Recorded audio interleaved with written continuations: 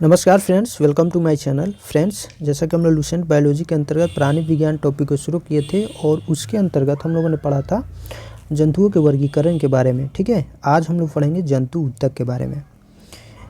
देखिए, जैसा कि आप जानते हैं कि शरीर का सबसे छोटी जो इकाई होती है, शरीर की सबसे छोटी इकाई कोशिका होती है और कोशिकाओं के मिलने से ही ऊतक का निर्माण होता है।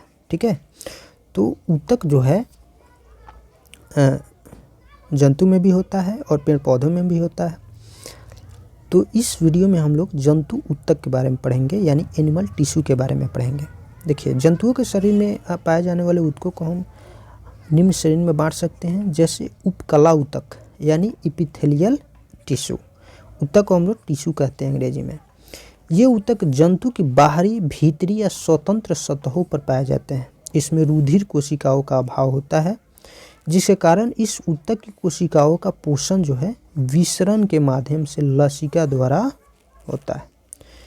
यह शरीर के कई महत्वपूर्ण अंगों में पाया जाता है, जैसे त्वचा की बाह्य सतह, हृदय, फेफड़ा एवं वृक्क के चारों ओर तथा यकृत एवं जनन ग्रंथियों की दीवार आदि पर। यह ऊतक शरीर के अंतरंगों को चोट से बचाता है तथा उन्हें नम बनाए रखता है। तो आपको मालूम होना चाहिए उपकला ऊतक कहाँ कहाँ पाया जाता है। और इसमें जो इम्पोर्टेंट पॉइंट है, रुधिर कोशिकाओं का अभाव होता है। ठीक है, और इसमें पोषण विसरण के माध्यम से लसिका द्वारा होता है। और क्या पाया जाता है, तो यह जंतु के बाहरी, भीतरी या स्वतंत्र सतहों पर पाया जाता है। यहाँ पर दे दिया गया है, हृदय हो गया, त्वचा की बाह्य सतह, फेफड़ा, वृक्क के चारों ओर, यकृत एवं जनन ग्रंथियों की दीवार आदि पर पाया जाता है। बहुत इंपॉर्टेंट है, यहाँ से हमेशा प्रश्न पूछ लिया जाता है। नेक्स्ट है संयोजी ऊतक यानी कनेक्टिव टिश्यू। यह ऊतक शरीर के सभी अन्य ऊतकों तथा अंगों को आपस में जोड़ने का कार्य करता है। तरल संयोजी ऊतक जैसे रक्त एवं लसिका।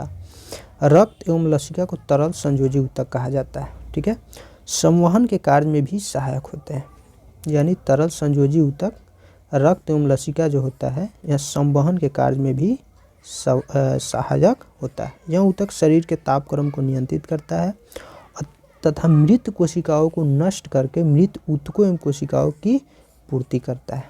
नाभि रज्जु प्रौढ़ संयोजी ऊतक है। ठीक है, नाभि जो है रज्जु प्रौढ़ संयोजी ऊतक।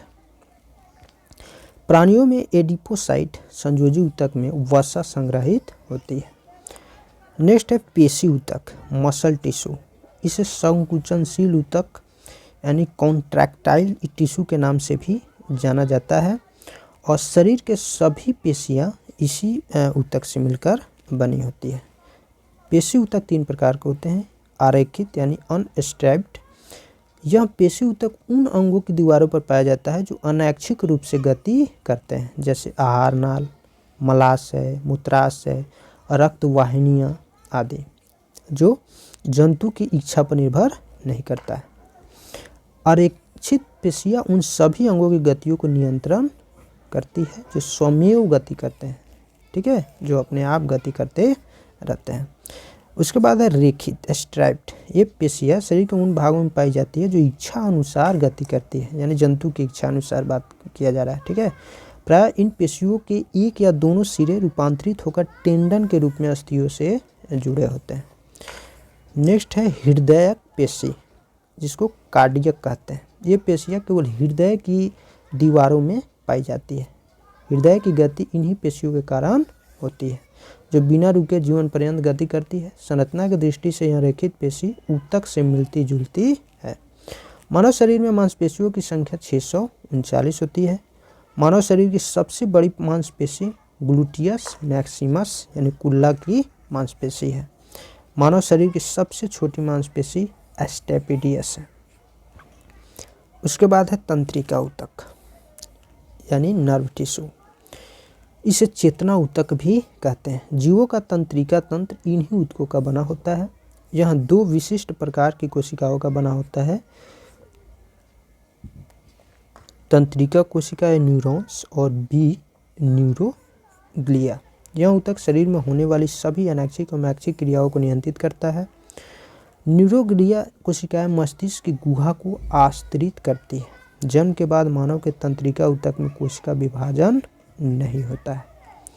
तो फ्रेंड्स, आज की इस वीडियो में बस इतना ही, फिर मिलते हैं नेक्स्ट वीडियो में और इसके आगे के टॉपिक को डिस्कस करेंगे। तब तक के लिए हंसते रहिए, पढ़ते रहिए। जय हिंद।